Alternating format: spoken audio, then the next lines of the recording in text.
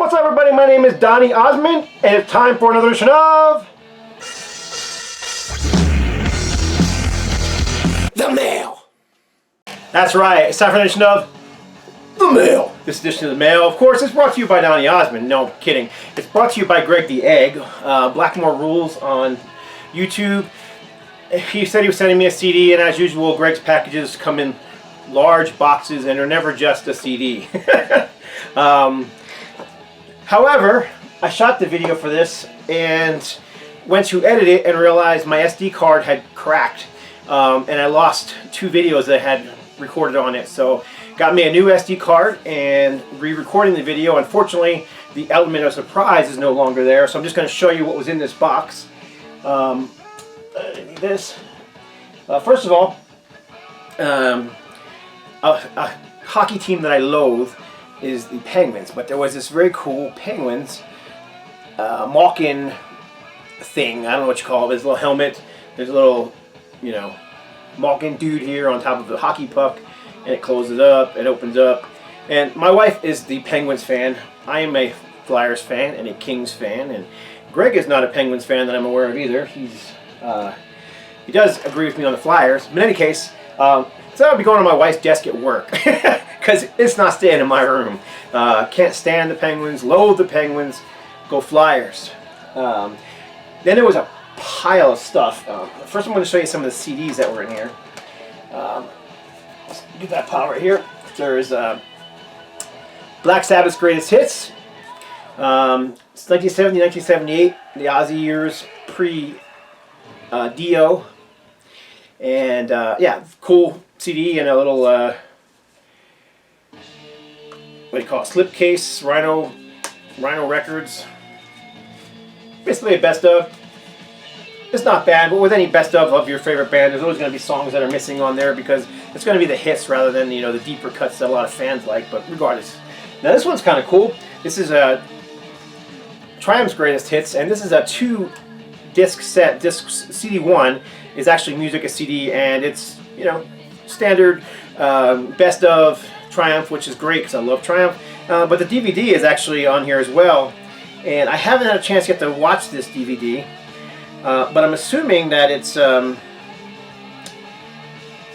don't know, it could be live. That's what I'm assuming it's going to be live. It doesn't actually say on here that I see anywhere. Like I said, I just recently opened this package up, so I hadn't had a chance to listen to any of this stuff yet. I'm just, you know, going off the cuff here. So no element of surprise, but still going off the cuff. This band I know nothing about. Matter of fact, these next 2 bands I know nothing about.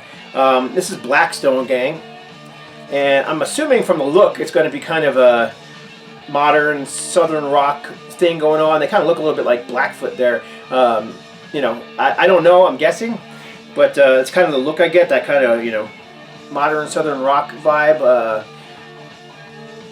Who knows? Maybe one of you guys knows better than I do and can let me know who this is, or, you know, a little bit about them. This one as well, I have no clue on this one. The First Time, Breaking Down. Really have zero idea what this band could be. The look inside is a little bit, I don't know. So you've got this cowboy-looking dude on here. Looks like it could be like, you know, in a modern country rock band. Then you got this dude in, I don't know, it looks like dreads or braids or something like that. There, you got the guy in the ski hat there, looking, you know, cool modern rock like. And you've got this guy with the kind of a faux hawk thing going on here. Could be in a boy band, I don't know. So I have no idea who this is or what this is. So, like I said, maybe one of you guys knows can tell me. Now this next few, I know exactly who these are. So we've got Frank Mino, Real Live. I love this album. This is a 2 CD set. This is Frank at his finest. Recorded back in 2000s, early 2000s, I believe, like 2002 or 2003.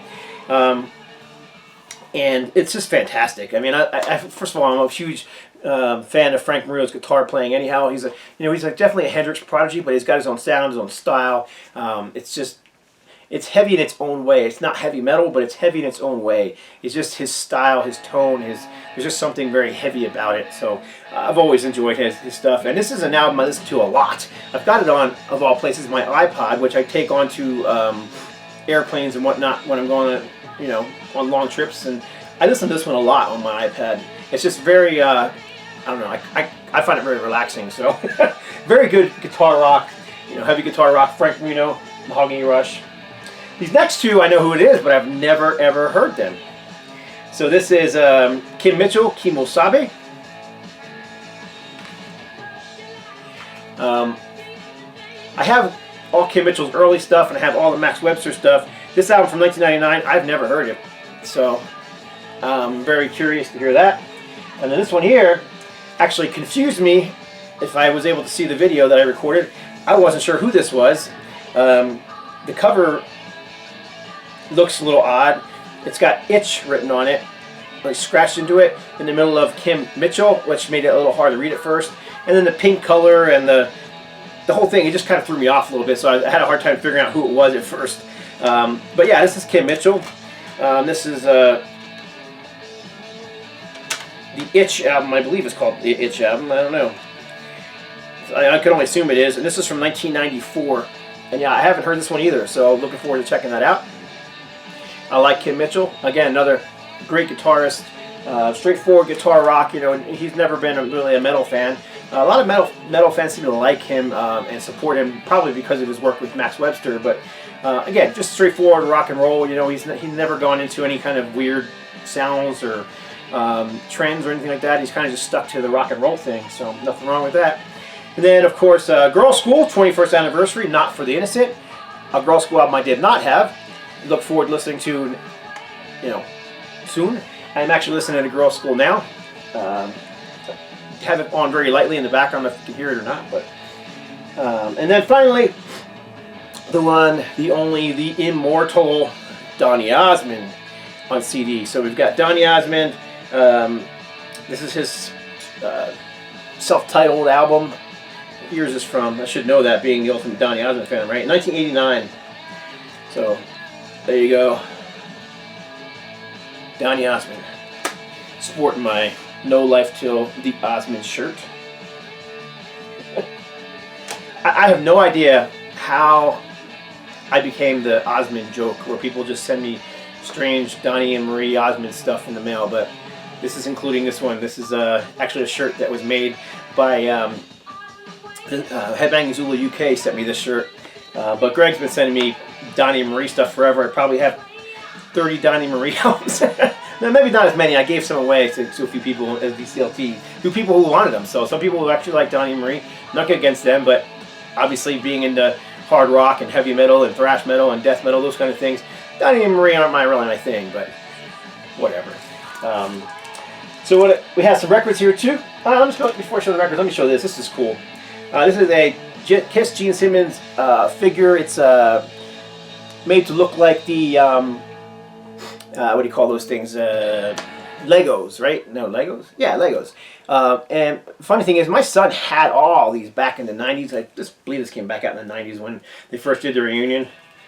And it's funny because here there's no, you know, Demon or Catman or any of that kind of crap they're trying to pull off now. It's actually Gene Simmons, because that's who this is, Gene Simmons.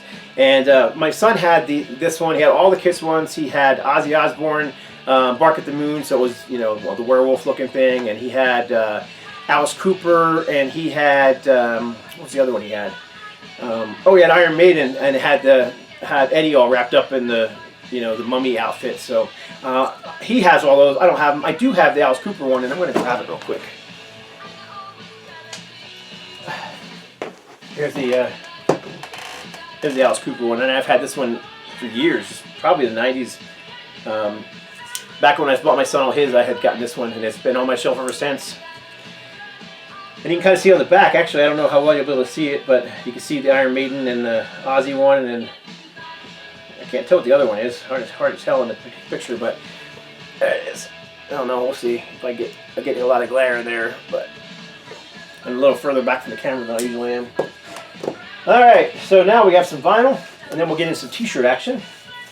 So first of all, we have, Kim Mitchell, and this is a 12-inch radio single for Alana Loves Me, and City Girl, for radio airplay only, 1986. And then on the Aquarius label, which is a Canadian label, by the way, that's a Canadian promo single, and so is this. This is for You Could Be the Right One from April Wine, off the Animal Grace album. Very melodic AOR-ish kind of stuff on this one here. Not quite the heavier hard rock they were doing in the early 80s and late 70s, but still very good. And then finally, on vinyl, Donny Osmand, Superstar, of course. So, I guess we could do this, and then this. Let's see if I can get this right here. Kind of hard to see, so. There we go. How's that? Donny. Donny Osmand Superstar. Two album set, excuse me, on K-Tel International. So a very cool collection there.